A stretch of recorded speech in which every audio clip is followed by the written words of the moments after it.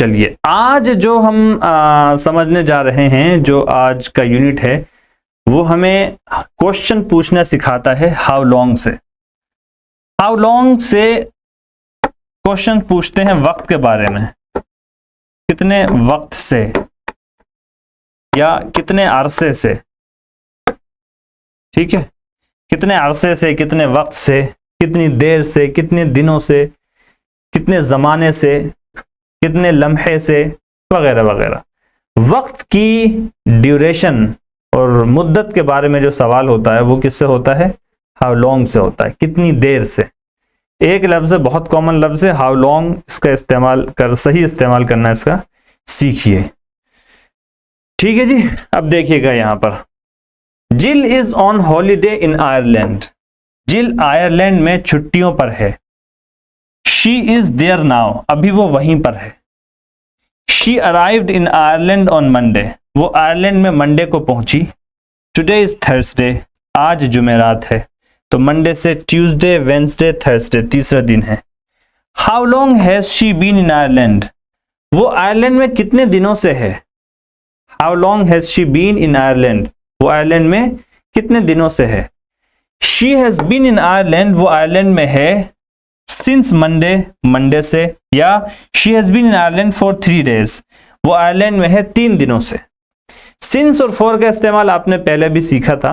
For का इस्तेमाल करते हैं हम इनडेफिनिट पीरियड ऑफ टाइम के लिए, ठीक है, या इंटायर ड्यूरेशन ऑफ पीरियड के लिए, और सिंस का इस्तेमाल करते हैं हम बिगिनिंग पीरियड ऑफ टाइम के लिए, ठीक है। द बिगिनिंग ऑफ टाइम अगर बताना हो हमें, वक्त का आगाज अगर बतलाना हो, तो फिर हम बोलते हैं सिंस।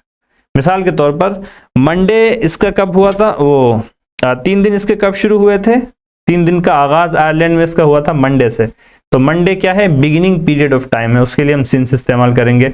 लेकिन अगर मुकम्मल दिन देखें तो 3 दिन हो गए, तो 3 दिन मुकम्मल दिन है। इन मुकम्मल दिन के लिए अगर कोई जमीन वो लेकर आएंगे, मतलब प्रीपोजिशन लेकर आएंगे, तो फिर फॉर लेकर आएंगे, और अगर मुकम्मल आगाज वक्त बताना हो तब हम सिंस लेकर आएंगे। ये तो आपने पहले पढ़ा हुआ था। She has been in Ireland since Monday. अब यहां पर मैं आपको एक नुक्ते की बात समझाता हूं, वो ये है, गौर से सुनिएगा जरा इस बात को। हमें आपसे कहना है, मिसाल के तौर पर हमें कहना है कि where are you,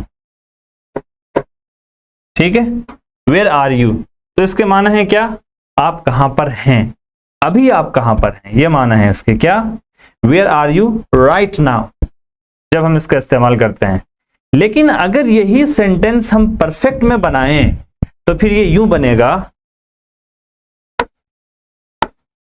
where have you, और फिर इज आर एम, इसकी थर्ड फॉर्म क्या होती है, been. Where have you been, आप कहां हैं, यानी इतने दिनों से आप कहां हैं। अब क्या मफहूम होगा वेयर हैव यू बीन का, आप इतने दिनों से कहां हैं, ठीक है। वेयर आर यू, अभी आप कहां हैं। इसमें लंबे वक्त के बारे में बात नहीं हो रही है, मतलब कल से, परसों से, 3 दिन से आप कहां हैं, ये नहीं पूछना चाह रहे हैं, ठीक है। अभी इसमें सिर्फ ये पूछना चाह रहे हैं कि अभी आप कहां हैं। लेकिन अगर जैसे ही हम इस सेंटेंस को परफेक्ट में बनाएंगे, वेयर हैव यू बीन, तो अब इसका मतलब क्या हो गया, आप इतनी देर से कहां हैं। फिर इसका ये मतलब नहीं है, ये मतलब नहीं होगा कि आप कहां पर हैं अभी, बल्कि इसका मतलब ये होगा कि आप इतनी देर से कहां हैं।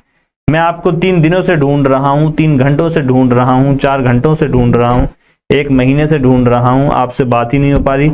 आप कहां रहे हैं इतने दिन, वेयर हैव यू बीन, ठीक है। तो वेयर आर यू और वेयर हैव यू बीन में माना के लिहाज से फर्क है, हालांकि दोनों के माना है यही, आप कहां हैं।